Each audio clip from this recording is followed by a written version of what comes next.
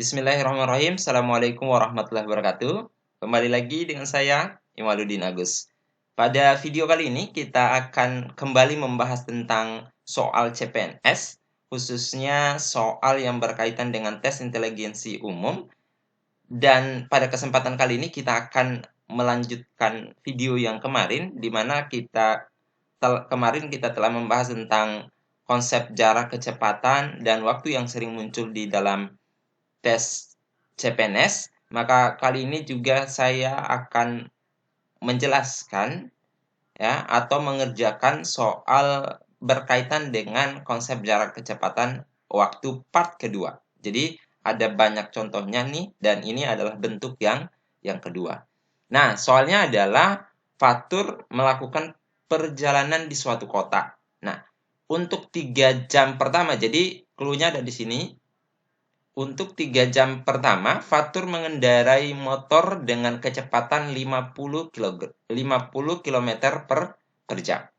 Nah, karena ada gangguan mesin, maka kecepatan motornya menjadi 40 km per jam selama 2 jam sisanya. Jadi, selama 2 jam sisanya itu kecepatannya menjadi 40 km per jam.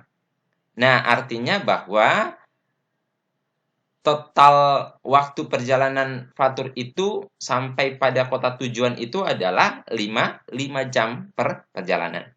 Nah, ini pertanyaannya adalah berapa kecepatan rata-rata Fatur mengendarai motor ya dari titik awal ke titik akhir. Itu ilustrasinya seperti ini ya. Misalkan kita punya perjalanan seperti ini. Ini kota tujuan kita, ini kota awal kita. Maka Fatur mengendarai motornya selama 3 jam, itu kecepatannya adalah 50. Oke, ini waktunya 3 jam ya, ini 3 jam. Kemudian, dari sini sampai sini ya, kecepatannya menjadi 40. Waktunya adalah 2 jam. Nah, berarti untuk mencari kecepatan ya rata-rata dari awal sampai dengan akhir sini, yang di sini, itu berarti kita menggunakan rumus yang kemarin, yang mana kita punya rumus itu adalah, saya tulis saja jarak sama dengan kecepatan, ya. Jadi kecepatan dikali dengan waktu. Nah, kenapa saya menggunakan rumus jarak? Karena kita harus mengetahui dulu jarak dari sini sampai sini itu berapa, atau dari A ke B itu berapa. Dengan waktu totalnya itu adalah 5 jam. Sebenarnya cukup simpel, tinggal kita cari jarak untuk 3 jam pertama berapa, atau saya misalkan di sini sebagai S1, dan jarak untuk 2 jam terakhir, atau saya misalkan sebagai S2.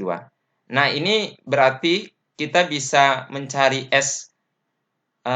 kecepatan rata-ratanya. Jadi F itu atau kecepatan rata-ratanya adalah S1. Jadi kecepatan rata-ratanya kita bisa cari S1 ya, ditambah S2 diper dengan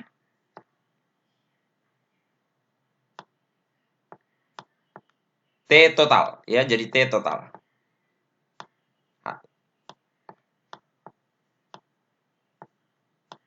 Nah, sekarang jarak S1 ini berapa? Nah, untuk mencari jarak itu kan kecepatan kali di waktu tempuh. Maka di sini juga kita bisa tuliskan, berarti ini saya bisa tuliskan seperti ini.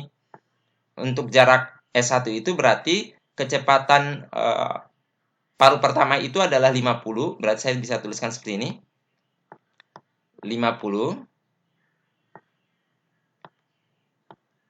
dikali dengan waktunya adalah 3 jam. Oke. Kemudian ini kita balas kurung, ditambah jarak untuk bagian yang kedua atau S2. Sama juga berarti kita menggunakan formula ini. Kecepatan yang pada 2 jam terakhir itu adalah 40 km per jam. Maka kita tuliskan 40 ya. Kemudian dikali dengan 2.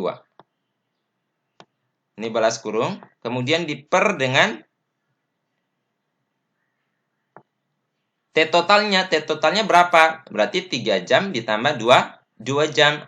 Ini sama dengan 5 jam.